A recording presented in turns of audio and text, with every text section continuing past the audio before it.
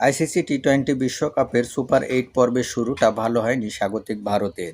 নিজেদের প্রথম ম্যাচে দক্ষিণ আফ্রিকার কাছে বড় ব্যবধানে হারের পর চাপে পড়ে যায় সূর্যকুমার যাদবের দল। তবে পরের দুই ম্যাচে জিম্বাবুয়ে ও ওয়েস্ট ইন্ডিজকে হারিয়ে গ্রুপ রানার আপ হয়ে সেমিফাইনালের টিকিট নিশ্চিত করেছে তারা। আগামী বুধবার 4 মার্চ কলকাতায় প্রথম সেমিফাইনালে মুখোমুখি হবে দক্ষিণ আফ্রিকা ও নিউজিল্যান্ড।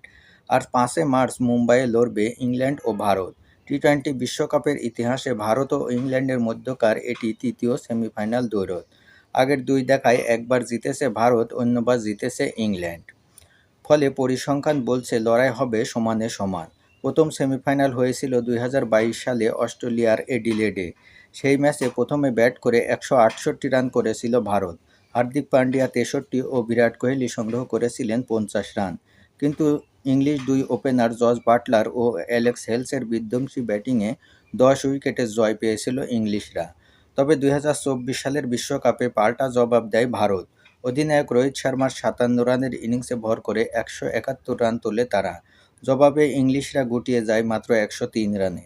68 রানের বড় জয়ে আগের লজ্জার প্রতিশোধ নেয় তারা। এবার তৃতীয়বারের মতো সেমিফাইনালে মুখোমুখি হতে যাচ্ছে এই দুই দল। অতীত স্মৃতি, পরিসংখ্যান আর সাম্প্রতিক ফর্ম সব মিলিয়ে এই ম্যাচ ঘিরে উত্তেজনা তুঙ্গে। শেষ পর্যন্ত কারা সেমিফাইনালের টিকিট কাটবে সেটি এখন বড় প্রশ্ন।